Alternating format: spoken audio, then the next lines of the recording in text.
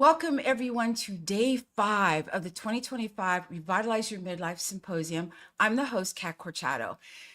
This event is designed to inspire, empower, and enlighten us all as we navigate the intriguing journey of midlife together. June isn't just about marking the arrival of summer, it's also my birthday month. And this is a testament to my personal belief that everyone deserves the right to feel good in their body and my ongoing commitment to lifelong learning. We spend a lot of time in midlife, and it's a period ripe with reflection, growth, and most importantly, opportunity. It's a phase where we can leverage our past experiences, welcome change, and confidently stride into our best selves. My aim with this symposium is to equip you with the tools, insights, and motivation to successfully maneuver this thrilling chapter of our lives. If you leave this event with even one piece of valuable information, I'll consider this symposium a triumph. This year's symposium is sponsored by the Small Space Pilates and the Sisters in Service podcast. If you have any questions, please feel free to ask your questions live and we will try to get them answered live. However, if you are unable to join us in real time, every moment of this symposium will be available for replay. So whether you're in search of strategies to boost your health, fitness, or overall well-being, this symposium serves as your portal to a midlife brimming with vitality and happiness. So when we go through life, things happen. And our guest for tonight had a life event that prevented her from being here. So we have decided to go to plan B. So the guest today is, ta-da! Yes, it's me. And our host is going to be Denise. Hi, Denise. Hi, Kat. So happy to be here. So everybody, we realized after all this happened that, we didn't get to talk about what Kat does very much and what fitness impact has on our brain health and all those other wonderful things. So we thought it would be a great opportunity to get some insights into Kat and fill in some of those gaps. And we're sad that, we couldn't have Yvonne here, but we totally get it. And so here we are. So let's get started, Kat. For those of you that don't know, and if you don't know, that means you haven't seen a lot, but Kat is a movement specialist. She is also a certified Pilates trainer, certified in personal training, and in cancer recovery training. She is, please help me out, Yamana body rolling certified trainer as well. She has many, many credentials to her, but she's been in the fitness industry for over 40 years. Yes. Even when she was in the Air Force for 20 years, she was doing fitness training then. And when she left the Air Force, she took it on more time, longer, on her own.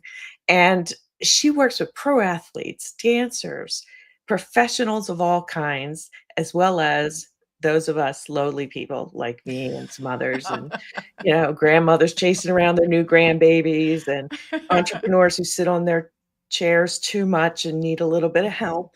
Those of us that are recovering from injuries or COVID. And it's amazing what she can do. So we want to talk about all those things tonight. So Kat, could you tell me what you believe a movement specialist is? Well, let me backtrack just a little bit. And that's a great question, Denise, I think that personal trainer, which I am, is one of those phrases, one of those words, kind of like used car salesman. When people hear personal trainer, they kind of go, ooh, they kind of go back. They kind of go, yeah, I think my mom's calling me. And so I wanted to change my name as far as what people call me, but I wasn't really sure what that was. And so throughout my career, from personal training to Pilates to everything, what I've been doing is watching people move with weights, without weights, just in their own skin, watching them move. I do it all the time and it makes my husband crazy. But you can tell from how someone stands and how they walk where they hurt. And so I thought, why don't I call myself a movement specialist? Because that's what I've been doing this entire time. So there you go. You've created the Small Space Pilates community, which I and a lot of our friends are a member of. And in that, You practice functional fitness for us. Can you give me an Mhm. idea of what that term means to you? Absolutely. So functional means things that we do every day and we don't even realize it's what we're doing. Think about sitting down and standing up or standing up and sitting down. That's a squat. So when people say, "Oh, I don't do squats," I'm like, "Yes, you do. You just don't realize that's what it is." And functional movements are those things that we do every day, from reaching across your body to reaching behind you to grab something, walking up steps, walking down steps, just walking in general. These are all movements that we do when we're twisting, things like that. But helping people to understand what they're using while they're twisting. So I don't want people to get hurt. So functional movement is making sure that people can do these movements that we do every day and not hurt themselves in the process. Right. So when I think about us being in small space Pilates, we Mhm. do have a foundation of Pilates that we use to build things around. But what I Yes. love about your programs, if I can go off on this Mhm. small tangent, is that I've had injuries. I've back injuries, I've had other things Mhm. happen, and you're always presenting different variations for each of us. And Mhm. your work weave in all this functional fitness into Mhm. the Pilates program so that we don't hurt ourselves, so we do get the most Absolutely. bang for our buck. Mhm. Is that something that you've been doing a long time, or is that just something that because you have your own business, you have that opportunity? It's something I've been doing for a long time. When someone comes into the studio for Pilates or when they come in for personal training, I'm going to meet them exactly where they are today. Right, So I'm not going to have them doing back bends and stuff where I I don't know what they can do. We're going to have a conversation. I'm going to find out what kind of injuries they've had or still have, and we're going to work around those. And so in Pilates, we work what doesn't hurt, and the stuff that hurts, we leave it alone. So this is something that I've been doing for years, only because, if you can't do a squat because of your knees, we're going to do something else instead. Or maybe it's, I don't want to say a watered down version, but we're going to do a version of it that fits your body right now. right. Mhm. How do you help people stay motivated? I know that's a trigger word, but, how do you keep people dedicated to their fitness? Is there something that you Mhm. believe would helps to do that? Well, I just believe that everyone has the right to feel good in their body. You have the right to feel good in your body. We're so used to now feeling bad, we think that's normal. Right. And so we have forgotten what it feels like to be able to move without pain, without discomfort. And so I just believe that when someone comes into the studio, that I'm able to, you know, they think that they can't. And I want Mhm. them to know that they can. And it's through every day, giving them that feedback that, oh, this is what this feels like. And saying, that's great. They think they have to be perfect at doing something. No one's perfect. I'm not perfect. So I want them to understand that we're going to start here, but eventually we're going to get to here. And when they get to that point, I'm going to say, remember when you came in and you couldn't do this? Look at what you're doing now. So giving them that feedback that they're doing a great job. And I always tell my clients they're doing a good job. And what I mean by that is they come in with a great attitude. First of all, they show up. They come in with a great attitude. They do the work and they leave. And I say, how do you feel? And they go, I feel so much better. And they go, thank you. I go, no, thank you. So when I tell them they're doing a great job, it's because of what their attitude. That's probably the majority of the whole, you know, um, staying motivated is your attitude towards it. The motivation comes from doing it and keep doing it. And someone says, wow, Denise, you look great. What have you been doing? Your skin looks amazing. No, I don't do skin, but I do body. But do you see that Yes, yeah, everything you do starts on the inside and it starts to show on the outside, and right. people start to notice that, and that's where that motivation comes from. Right. I do love your no perfection policy, not in just, well, Mhm, in the aspect that we can come in our pajamas and mhm, not have to drive anywhere and just turn on mhm, the camera or not turn on the camera and get a mhm. workout in 5 times a week if we want to. That's Absolutely. like a major bonus. But I also think that of, letting people feel that good feeling. We're talking about Mhm. brain health through this whole symposium, right? And we talked about Yes. the other day how it's like a Mhm. feedback loop, right? So, Yes. talk to us a little bit about how that impacts our Mhm. brains, how movement and fitness and exercise, I'll call it. Absolutely. It's a great question, Denise. Exercise, when you start to move, and I'm not talking about a HIIT workout, I'm talking about taking a walk and not even just, pumping your arms, just a nice walk. It could be with a friend. It's a direct adrenaline shot to your brain. All of a sudden, your brain goes, poof. It's woken, it's awakened. I go, sorry. And so if you've ever tried to do something, you're on the computer, you're trying to figure something out, and you, for the life of you, can't figure it out. And you get up and you go do something and you come back and you go, oh, that looks different now. So when I was in the military, I had a supervisor that said, sitting too long makes you stupid.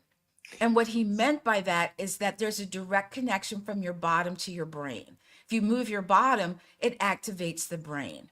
And so that's what I love about fitness is that we're so concerned about brain health, cognitive abilities, Alzheimer's, dementia, all of that, but movement actually, I won't say reverses it, but it helps to make those brain waves where you're like, whoa, I feel like I have awakened.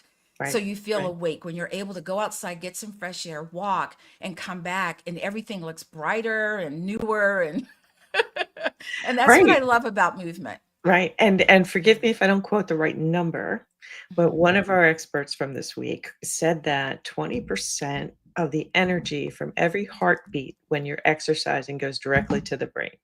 Yeah. Imagine that, right? Like a Yes. fifth of every heartbeat's Hmm. energy goes directly to your brain when you move. So imagine what you're missing out on by Hmm. not moving. But Quote, it's yeah, also great commercial. though, is that our brain expert had talked about we have three brains here, our heart and our stomach, our microbiome. And so with movement, you are energizing all three of those at the same time. So I just Right. wanted to put that out Me too. So I don't wanna there. get too fancy schmancy, but Mhm, listen, you started something new this past year that I am totally enamored with and excited mhm, by is your 11-minute fitness challenge. Can you mhm. describe what that is and why you did that? Absolutely. So I had read a study, and it was actually about high intensity interval training, or also known as HIIT. And it talked about how they did 11 minutes and what it did for them and everything. And I said, oh, that's great. I have clients that can't do that. But I decided to flip it and said, what if 11 minutes could actually start people on that path to wellness, to fitness? Just 11 minutes. And then so my brain started working, and I thought, what if we did an 11-minute fitness challenge? And I'm trying to get away from we have to work out for 30 minutes, 45 minutes, an hour. Because what's the first thing that people say? They go, I don't have the time. But Right. do you have 11 minutes? And you might be surprised at how much work you can get done in 11 minutes. So that's exactly where it came from, Denise. I love it, and I have to say I attended the first one, I didn't get to do the second one, but the first one, what amazed me is just getting your heart rate up for that consistent period and then Mhm, going to rest and then up and mhm. then rest. It is a full body workout and Yes, in it is. 11 minutes. Like when we Mhm, left at the end, the next morning, I'd wake up and I go, mhm. "Oh yeah, I worked all those I things worked out. out. I didn't just work one Absolutely. thing out." So Yeah. I love the concept and I think that Mhm. um, it's a great way to jumpstart people's fitness. So I think it's It genius. is. And I just Um, want to say also is that, the things that we do, I try to show modifications. So if mhm, you think, oh, I can't do this, I'm going to show you, okay, here's another way to do it. So take a push up. You can't do a full push-up. Can you do a push-up on your knees? No. How about a push-up against the wall? I'm just throwing it out there. I could do one of those. I could do one of those. I might get one on my knees on a good day, but mostly it's the wall, I gotta say. Um, yes, I do love the modification aspects, and we Mhm. have people in the community from varied experiences, Yes. and we can all be in the same class and still Mhm. feel that our workout is great. So I love Yes. that about the community. Mhm. Um, the one thing about small space, well, who would you say small space Pilates is for? My target group is women 40 plus. Only because one of the things that I keep hearing is that, you start to have kids, you start to become an empty nester. The kids either they're not out of the house, but they have their own life, and you have more time to yourself. Or your kids are getting ready to go to college. And you look in the mirror one day and you go, who is that person? Because in our brain, we're like, yes, I still feel like me. But Mhm. then we look in the mirror and we kind of go, wait, who's that staring back at me? And I want women to understand that you can get what I like to call your fitness fabulosity back. You haven't lost it. We're getting it back. It's been found and we're going to get it back. And I want women to understand that just because you're in midlife doesn't mean that your body has to hurt, or that, since you're a certain age, that you have to settle for what's happening to your body. There are ways that you can feel good in your body and be able to exercise. We're not talking about fitting in your skinny jeans. I mean, you can if you want to, but let's just feel good being in our own bodies. Well, I will say personally that fitting into anything is not on my radar anymore. Like, even if that ends up happening, it's like, "Oh, it's out of style. Let's go get new stuff." Mhm. I So think my how earrings do you still feel, fit. Stephanie? Yes. I put a bracelet on today and it fits, so that's great.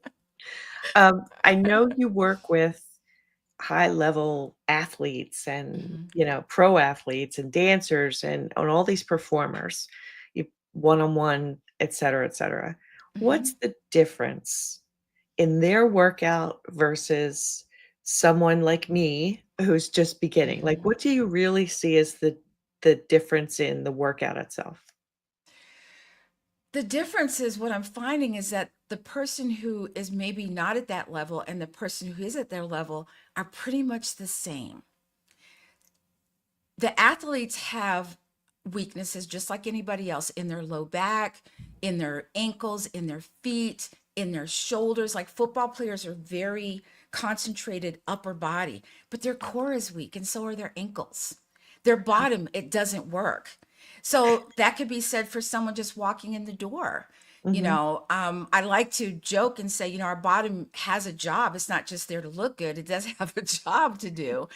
But I find that, they're very good at their sport, but they still have weaknesses just like we all do. So I address it from that, not from the fact that they're elite athletes, but finding out where that weakness is and making them a better athlete, more functional in their body, just like I would anyone else.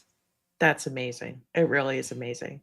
Mhm. And then there are us mere mortals, which are aspiring to someday in another life become one of those. But um, I think it's remarkable for Mhm. myself and for others I've met, who are now chasing grandbabies when they didn't think they could be, or Yes. me not being able to sit in a chair for long, Mhm. and I know we're not supposed to sit, but I have back issues, so sitting is a key thing, and so, Yes. we really do strengthen those areas when we focus on them, but we have to Mhm. be mindful about it. Where do you think the role Yes. is in mindfulness and in, thinking about your wellness for Mhm. your life? Well, I think the mindfulness part that's a very intuitive question, by the way. The mindfulness part is, where are you at in space? For so many people, their head is here and their body's here. And I'll have clients come in and say, I think I hurt my knee. And I was like, oh no, what did you do? And they go, I don't know. So it's being very mindful of where your body is in space. Athletes are very good at that. They understand where their body is. Gymnasts are great at that. People, they know exactly where they're at. But if you've ever, you know, been somewhere, and this has happened to me, folks, I'm being straight up with you. I'll come around a corner and clip the wall with my shoulder. And of course, my husband's always watching. He's like, "Oh, wow, no one would ever know you're a Pilates instructor." I'm like, "Thanks." But I wasn't paying attention to my body, where I was in space. Mhm. And so the mindfulness is just understanding when you're doing an exercise, you're not thinking about what you're having for lunch. You're thinking about, what is my body doing when I do this exercise? What does it feel like? So I ask clients all the time when they're doing it, whatever exercise, I was like, "How does this feel?" And they go, "Fine." I'm like, "What are you feeling?" I'm like, "Exactly." Well, you're the first person that when I come into a class, she says, "How's the body Mhm. today?" It's like, "Oh, nobody's ever asked me how my body is. Okay. Yes. Feels kind of Because crummy, it's but okay." important. One of the things, when I was a trainer in Boston, and I would have my yearly evaluation, and I would get high marks on everything. And with the exception of, we were supposed to write out programs for our clients. So if I sit down for a whole hour and I write out programs, and then you walk in and I'm like, "I have this great workout," and you go, "I didn't sleep well last night." And I go, "Huh, okay. So now we have to change everything."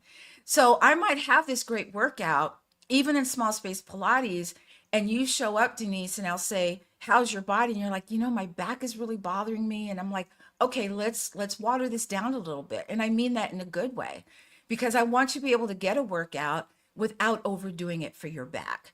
So two phrases I ask is, "How's your body doing today?" And "Where's your energy level?" So if I have a workout that's an energy level at 8 and you're a 4, I have to pull it down a little bit. And that's okay. I'm okay doing that. That's when I Mm, start showing modifications. And, I'll say, "Denise, I think you should do this instead." mhm. But if someone else is at 8, like one person that we will not mention, We will not mention always an 8 or 9. then I show different modifications for the same exercise so everyone feels included. Right. Let's Mhm. talk about strength training a little bit. Yes, ma'am. I know that it's all the rage, everybody's talking about, Mhm. you gotta strength train, you gotta use weights, you gotta do weights, Mhm. and I know that that's important, but tell me about your Mhm. philosophy about where that fits for different people. Strength training is for those people that are ready for it. So, as you know, Denise, when we are working out, I'll say you can use 3 pounds or 5 pounds or 0 pounds, because you have to understand when you're doing the exercise where your body is in space doing it. Weights are that's something extra. Like you have a hot fudge sundae and you have the chocolate and you have the nuts, and someone says, "Hey, you want a cherry?" And you're like, "Oh, well, I sure do." And you put that cherry on top. That's what the weight training is. But you have to learn how to do the exercise without the weights and then add the weights in. Our muscles require us to move. We were born to be moving. You think way back in the day, we were running away from all kinds of things. You had to learn how to just run on a dime, and later, we were out in the fields and we were, doing, the crops, and, it was a full day work from 8 to 4. And then you ate dinner and you went to bed. But we've gotten to a point where our bodies aren't functioning the way they should be because our muscles aren't helping us. So when your muscles are efficient, they hold you up, they pull you back, they function the way they're supposed to, meaning that your metabolism is working, your muscles are working, so you don't feel so fatigued during the day, and hopefully you feel better and you look better. And so every muscle has a place in the body. Mhm, And I want everyone to understand that the muscles want to be worked, need to be worked, so that you can feel better, have more energy, to chase a grandbaby, or maybe get on the floor with your grandkids, or maybe take a walk with a friend. I want you to be able to enjoy that and not just say, "Oh, here we go again. We're working out and I have to go walk with my friend and I don't feel like it." But if you want to, you can. And so I think weight training is very important for everybody. I know that there's a lot of, this is the rage, is building up all these muscles and being shredded and all Mhm. these things. And I always thought that stamina and strength, like you had to Mhm. have some stamina to even work on the Mhm. strength. Although I know the strength feeds the stamina, so it's kind of like a cycle, but it's almost Mhm. hard to imagine building too much muscle if you just can't move, at this point. So Well, you it's start one of the small, things I baby love. steps. Yeah, Yeah, it's baby it's steps. incremental You things. don't, no one starts in first grade and then, next week they're in, middle school. It's a Right, right. process. And as you go through the process, taking those baby steps, and then you say, well, maybe I can. I've had people who didn't think that they could get through a whole hour of Pilates. So we started with a half session, and then Right. we worked our way up. And now they're doing full sessions once or twice a week, doing things that they never imagined they would do. But I couldn't start them at a full session. Well, you have to start somewhere. You start slow and you build up from there. Talk to me about your philosophy on stretching. Oh, stretching. Stretching is amazing for the body. Now, when you're younger, no one stretched. You're like, stretching? Who needs that? As you get older, stretching is amazing. Your body needs it, but so does your brain. When you stretch your muscles, you're also relaxing not only your body but your mind. If you stretch and you start to feel a little sleepy, that's a good thing. And I've said that in class. Like if you're feeling sleepy, you're doing it right. But stretching is needed. And so if you are, I don't want to say deconditioned, but if you haven't worked out for a while, start with the stretching. Where are you tight? Why are you there? Why are you tight in a particular area? If you sit a lot, your back, your hamstrings, your bottom, everything, all of those things are going to be tight because of all the sitting we do. But if you were to take 5 minutes and stretch, you might be surprised at how good you feel afterwards. And, there are very simple stretches. There's nothing you have to do that's, state of the art or, where you're twisting into a pretzel. It's No. something similar. And a lot of the stretches we do in small space Pilates are stretches you can do in bed before you ever put your feet on the floor. And Right. I love that. I have to admit that I love the whole beginning we do when we open up the hips and you do one Mhm. side and you stretch your leg out and you go, "Oh, that feels super different." Yeah. One leg's longer than the other. Yeah, It's like, okay, and you now do we the other have to one, do you're the like, other side. "Oh," and the other side is worse than the one you just did. You kinda go, "How in the world was I Mhm. even standing with this?" Yeah. The way it was. And that's about awareness too, Denise.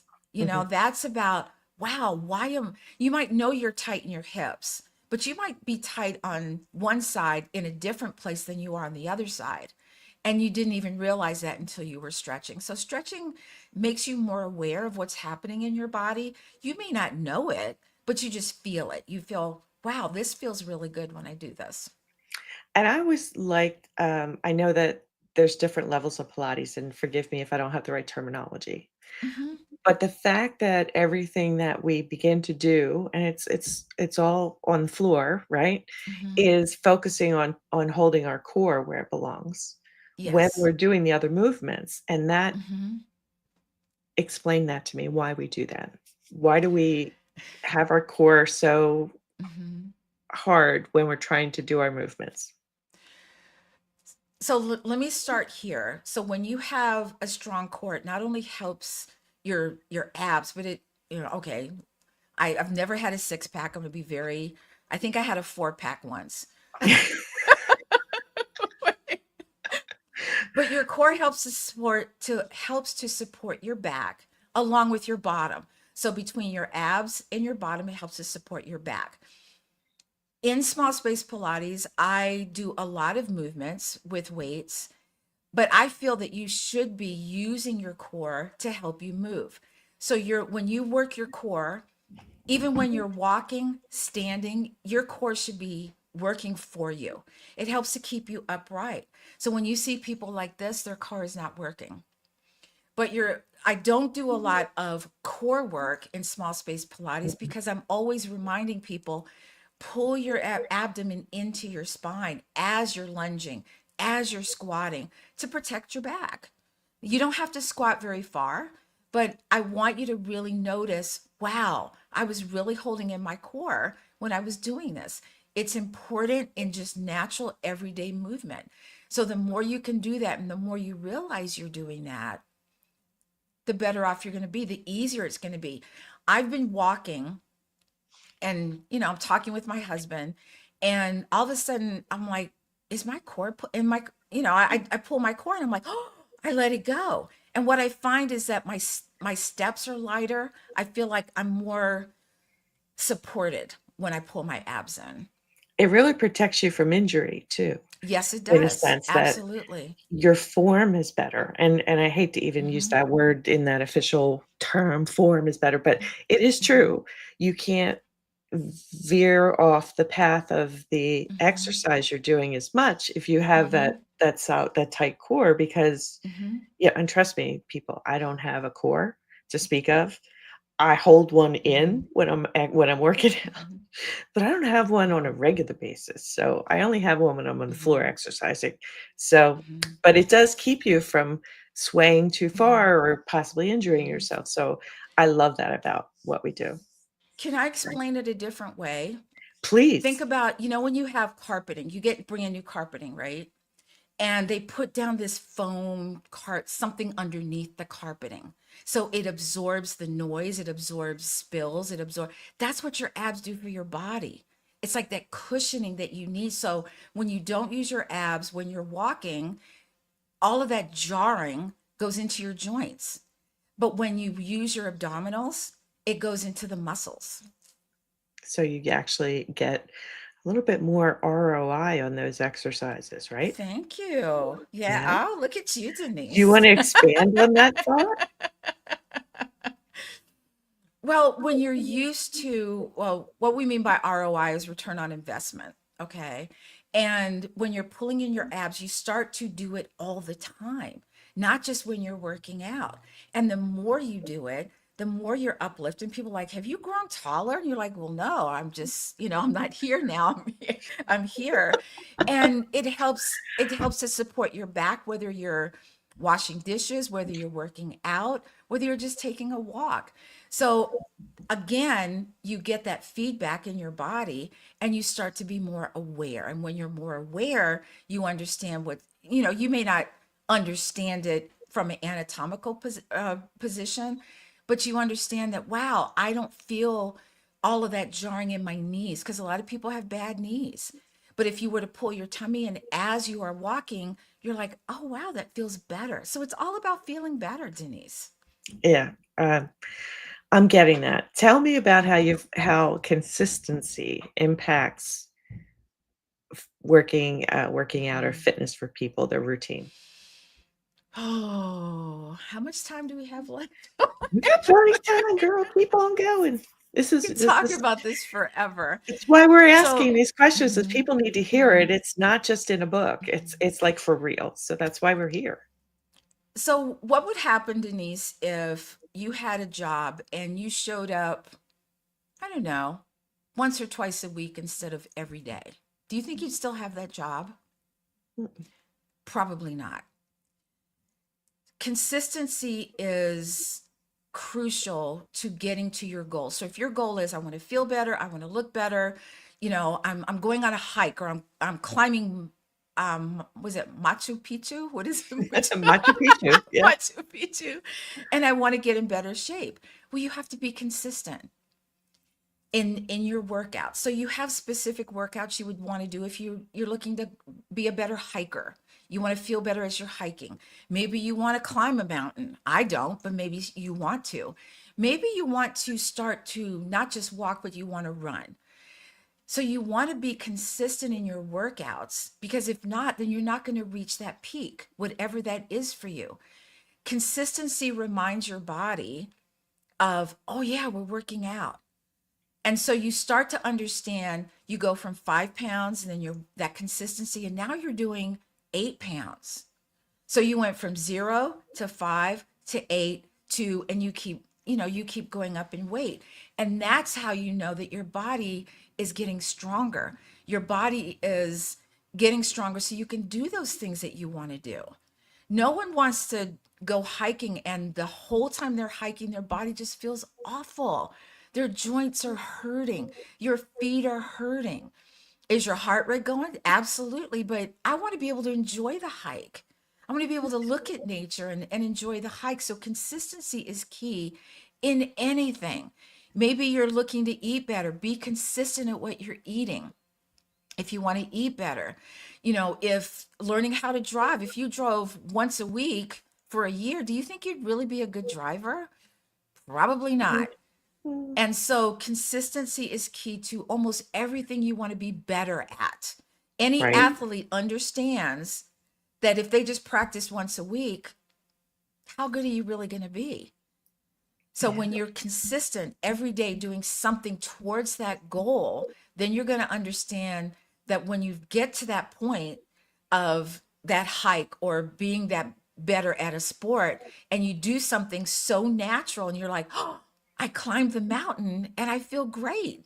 So you get to that pinnacle or that point, and you're like, yes, I made it. So, talk to me about this whole concept of I'm too far away from fitness. It's too late. How do you feel about that? It's never too late. It's never too late. And let me tell you why. There have been studies done on 80 plus, 80-year-olds and older in some of these homes. And what they did was they did chair exercises, upper body, lower body. Sometimes they had bands. And the study followed them, I think for about 6 months. They took all these statistics in the beginning and they measured their body fat, they measured their muscle, how strong they were, and they made such gains from where they were to where till 6 months later, just by doing simple things. It's never too late. It's To never start. too late. You just have to want to, Yeah, yeah. you just have to want to do it. So let's talk a little bit about misconceptions about fitness Hmm. and things that people believe. One is it's too late Hmm. for me. Hmm. Are there other misconceptions that you feel like you're dispelling all the time? One for women is that if they lift too heavy, they're going to bulk up. And that's a total misconception.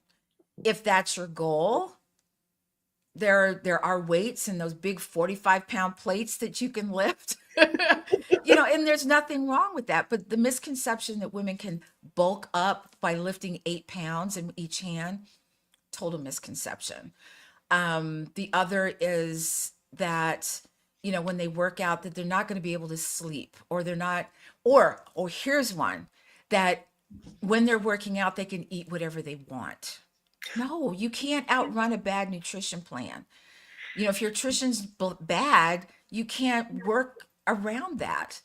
And so, I find that when you put your fitness in place, the nutrition is it just happens. You want to feel, you're feeling better. You want to continue to feel better.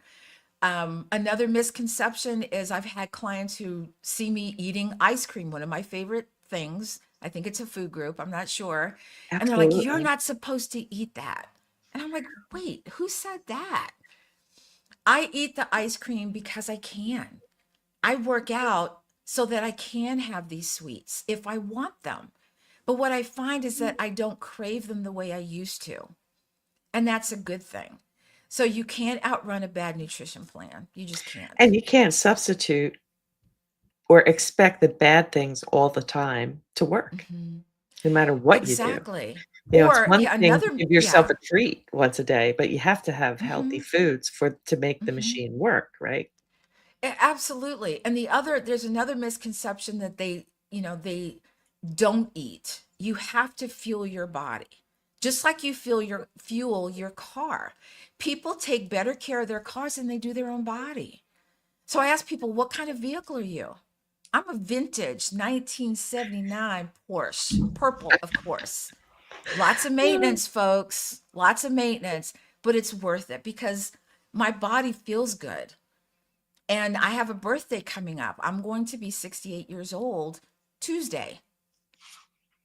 And I feel I'm still like 30 something up here, but but I understand that what I need to do. So in order to take care of that car, there are certain things you have to do versus a brand new car. You don't have to take it in as much. But you have to be understand where you are in your fitness realm and work from there. And what kind of car are you? Just asking the question. I'm not answering because I don't wanna tell you. I've been many different cars, and I'm not sure what I am right now, but we'll move on. Talk to me a little bit about how we're a tight-knit community in Small Space Mhm. Pilates, I will say that, and I know you agree. We're all in different places, we all have different experiences, but how do you, Mhm. um, approach bringing someone new into the community? How's that work for you? Because it's hard, it's Mhm. not an easy thing to walk into a new space, Mhm. and we've all had bad experiences where we had to go to that class at the gym and we're like, "Ugh," like nightmares. So tell Oh, me what your yeah. philosophy is. I I've been there and I understand how people come into a crowded class, they're new. I'm talking about when you go to a gym and everyone's like chatting it up and you just feel like you're this lone ranger, you're just by yourself. Right. So the one thing I want to do is when someone is interested in coming in is have a conversation with them. I just want to find out what it is you're trying to do. What do you want to do? Let me help you get there. If you want to know about the community, there's a free week where you can come in and try it. I'm goofy, you guys. I'm not the perfect hair and perfect makeup and perfect lighting. My lighting sucks sometimes. I have fallen on camera, you guys. Okay, falling on the floor. Or Mm, okay, because I wasn't paying attention. And so understand that this is a community where we laugh and we have a good time, but we're also working out together. We're building this community together. I want people to feel good here. I mhm. want you to want to come back. And so if we can have that conversation and you come in and you find that we're just regular people. We're just regular folks trying to keep it together and having a good time while we do it. It's no BS fitness for me, like Mhm. there's nothing. And Cat's laugh is great in the morning because it wakes you up and it's a good thing, so Right? and she's It wakes complaining as me up much as sometimes. we are about the exercises and stretching and how bad her body feels, so it makes Oh you feel yeah. great. You'll hear me whine a little bit and I'm okay with that. So, no perfection for me also, you guys. Just putting Yes, it out there. absolutely. Um, can you explain a little bit about your philosophy on cancer recovery exercise? What's that look like Oh. for you? So when It's so unique, let me Mhm, just add, it's so mhm, unique, and we know so many people that have been challenged by mhm, a variety of different things. You're the mhm, first person I've ever met who has mhm, that certification. So I think it's a amazing, and I really want people to know that there is such mhm. a thing out there.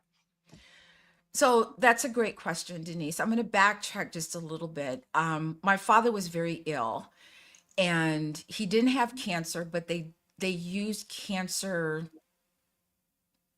I don't know, what do you call it? Drugs? Right. Medication, medicine, okay, for him. And I watched my father go from 6'4", 245, 250 to 6'4", like 160. And I was appalled. And then I started learning that, the cancer medications actually eat the your muscle. It deteriorates your muscle. And so I'd been looking at this Cancer Exercise Training Institute and I was looking at it and I said, "Oh, I can't afford that right now. I really wanted to do it." And they came back and said, "Hey, we're setting up a scholarship." And I said, "Oh, let me try this." And I got the scholarship. And I learned so much about all the different types of cancers and the things that, go into, whether it's for children, women, whatever type of cancer you have. But the one thing that I understood in this certification is that movement is key. Now, Hmm. of course, you have to get your doctor's approval. You have to make sure that you're feeling good. But just taking a couple steps, like going from your bed in the hospital to the bathroom and back can mean the world to someone. Because when you hear that cancer diagnosis, you just feel like your life is over. And so I've had women who've had breast cancer. I've had women who are recovering from breast cancer. I've also, had people who had a diagnosis of it. And I said, let's get you strong. Let's get your muscles working so that if you have to take these medications, that you've got the muscle that you need to at least get you through. Mhm. And so I really, it's one of, excuse me, it was one of the hardest certifications I've ever done. The test, you guys, took me 8 hours. Yes, eight Oh my hours. goodness. Oh my But it goodness. was so worth it. And still, I just did the certification. And it's all about, the doctors tell you don't move, don't do this, don't just sit there and Be I don't know, careful, be careful, be exist. careful, be Yeah, careful. exist. And when you're able to move on your own power, cancer or no cancer, it does something to your mind and to your body. Your body goes, "Oh, I recognize this." And your brain goes, "Oh, that walking. Yes, I understand that." And it gives you this power over, or it starts to give you the power over the cancer, saying, Mhm. I can do this. And that's what I want to get people to understand is that movement is healthy for you, whether you have a diagnosis or not. Now, again, I will reiterate and say you have to have the clearance from your doctor. But when someone comes to me and they either have a diagnosis or they are um, getting ready to have an operation or whatever that might be, I'm working with your PT, I'm working with your oncologist. We are working as a team together, because I'm not going to do anything that your PT says don't do or your doctor says don't do. But we're all on the same page about movement. It's And so amazing. I'm going to do what they say, and I'm going to help facilitate that for you if possible. That's fantastic. Mhm. I just think it's amazing. I mean, I've had surgeries, I've had issues, and Mhm. it is the hardest thing to restart Yes. when you've had a scare Mhm. and you've had an Mhm. experience where you've been in a hospital bed for multiple days and you're weakened, and how Mhm. fast that happens. Just It how happens very quickly the fast. muscles atrophy. Yes. Talk about that a little bit. Oh, being sick or being laid up, your muscles just kind of disappear. When I saw my father stand up, and what I could tell was that his calf muscle was gone. Like there was just skin hanging, and I was appalled by that. And when you are unable to move, your muscles can't help you get over whatever it is you're trying. It could be COVID. Mhm, I've had clients who've had long COVID. mhm, And again, you start with those baby steps, but your muscles forget what to do. They forget that they're supposed to be able to move with you. And when they forget, then you can't move, or movement is hard. right. And so I have to help anyone recovering. It may not be cancer, it might be COVID, it might be something else, is to help them help the muscles understand that, oh, I have a job to do. I'm supposed to be able to do this. And Mhm, that doesn't happen overnight. I had a woman who had long COVID, and she was an actress, and she was laid up for a year. She would get up, go to the bathroom, come back, and take a nap because she was exhausted. And the first time she came in, again, we started with a half an hour, and she burst into tears. And I said, "Oh my God, are you okay?" And she said, "It feels so good to move." And she is now, I am proud to say, she has a part in a movie as a rogue cop. That's And awesome. she's the Oh my sweetest goodness. person. I'm like, wait, you have to be a really good actress to make me believe that. But she's been going out on auditions, she's been doing things. So she's definitely feeling better in her body. But I help people who are recovering like that to, you know, not so much them, but their muscles, to get their muscles to go, I have a job to do. And to remind those muscles what that job is. Yeah, and it's amazing. I think Hmm. it's scary when you have lost your tone and you've lost your ability to do things, and Yes. just going out and letting someone in on that world of your fear. Hmm. It's not an easy thing to do, Yeah. so I It's love that you not. have that ability to talk to people Hmm. and work with them, to come up Yeah. with a plan that works for them. So I think Yes, that's because we're a amazing. team. That's what I tell people. We're a team and we're going to work together. And, whatever you can't do is okay. We're going to work. I'm going to meet you right here. And then we're going to go from there. And, we should also talk about, as I look at the time here, we don't have as much Hmm. time as we could talk all night, right, Oh, Kat? man. Talk about your library. Hmm. So, one of the things that I really wanted when I started Small Space Pilates is for people to be able to access the library, even if they can't make the live class. So, we do a live class, it's recorded. But I also put it in the library. So if you've missed class, you can come in and say, oh, what did Kat do today? Or you could pick something else that you want in the library so that you're not, if you have one of those jobs where you keep missing class, or, you work early in the morning, that you're able to come in and be able to say, oh, let me pick something from Pilates, or let me pick something from weight training. This looks great. So I try to put descriptions of what those videos are. So you can say, I really need to work my legs today, or I just really need to stretch today. So I have stretching videos also. So if you just need to power down and your brain and your body and just stretch, there are videos there for that too. I've been in stretch mode for months now, so, it's awesome There's because, nothing that's wrong about with that. all I could do in the last few months, so I Mhm. get that, and I love that factor. Um, you have a storied career in the Air Force. You're an Air Mhm. Force veteran, which I so admire that you gave that Mhm. service to our country and us, Thank you. and you are still here to talk about it, and Mhm. you're incredibly proud of it, but talk to me Mhm. about one of the things that came from that, which is keep it moving. So when you go to boot camp, I don't know about other boot camps. I can only talk about the Air Force boot camp. It's, stay in line and keep it moving. You're not, when you're marching, it's, you got to keep moving forward. And I've always said, keep it moving. Whether you're an entrepreneur, whether you're in fitness, keep it moving to me, even though you've had a setback. So if you've been sick and you've been working out, you got sick, it's keep moving forward. So there was a time when my mom was here visiting. I could not work out for 2 months. Mm, And I couldn't just jump right back into what I wanted to do. I said, okay, what do I need to do to keep it moving? I started doing those little things, going on walks, getting consistent about that, and then starting back slow. Keep it moving is just keep moving forward. Sometimes you have to stop. I had to stop for those 2 months because I could simply not fit it into my schedule. Not even 11 minutes, y'all. I'm just saying.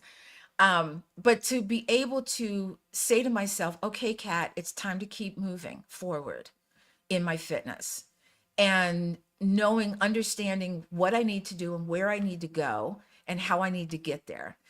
If you're in a place where you have to stop, okay, you have to stop. but don't stop forever. There's got to come a time where you say, okay, I got to start back. And that's where you keep saying, keep it moving. Thank you for You're helping welcome. understand how you piece that together. I do wanna talk a little bit about mental health. So we've talked about the Mhm. brain this week in a lot of different ways, whether it's menopause, perimenopause, Mhm. brain health, sleep, all these Mhm. wonderful things, and they're all interconnected. But Yes. movement, exercise, fitness, Mhm. and mental health. are Hmm. so intertwined. Yes. And, we're not physicians, we're not doctors, Hmm. but I see it as just like a big part of your outlook is how you Hmm. feel in your body. Yes. What do you feel? As you get older, feeling good in your body is crucial, but you are also going through life. As we get older, we spend probably the majority of our time in midlife. So we need to get comfortable. And as women, we go through the menopause, we go through the perimenopause. This is a time when things are bubbling up that you've pushed down for so long. And it's also a time where you can get into a depression. I'm finding out that, women in middle life, midlife, we can be ADD and ADHD. And I'm like, whoa, what is that? Right, But what I find through movement is that movement helps to clear the cobwebs in your body. Now, I'm not saying movement can cure depression. That's not what I'm saying. Sometimes, you need specific help and then you can start the movement. But if you find yourself always being alone, always not moving, always sitting in front of the TV, eating the same thing, there comes a time when you are either going to say, enough is enough and we need to keep it moving, or I need to make a change. And so you want to, if you start the movement and you find that you're feeling better and you keep moving and you keep feeling better, that's a win-win. right, But if you find that your movement and the things you're doing isn't helping, then that's when you need a doctor. You need someone right, who's professional in that. Get that fixed first. I had to fix my menopause and perimenopause right, because I had no energy. I didn't want to work out. I wasn't sleeping well. When you don't do any of those things, then you don't feel like working out. I was tired all the time. So I had to fix that. And then after fixing that, I started feeling like myself again. and it's I'm all back. intertwined. It's hard to balance everything out, but it is all Hmm. intertwined. So, like, the endorphins Yes. you might get from taking a walk helps lift the Yes. brain fog maybe you might have from perimenopause or Absolutely. whatever else is happening, Hmm. and the sleep you get the night before impacts how you are Hmm. that day, and Hmm. um, they don't teach you that in high school when you're in high They school, that don't. all these things are Yeah. super important to be Hmm. interconnected, and high school, college, anytime, it takes us until we're in our Absolutely. 40s and 50s to figure this out, Hmm. right? So, I love that you are out there for all of us that are trying to Hmm. navigate these waters. Hmm. What would you tell somebody if they're on the fence and they're trying to figure out their own lives? What would you tell them?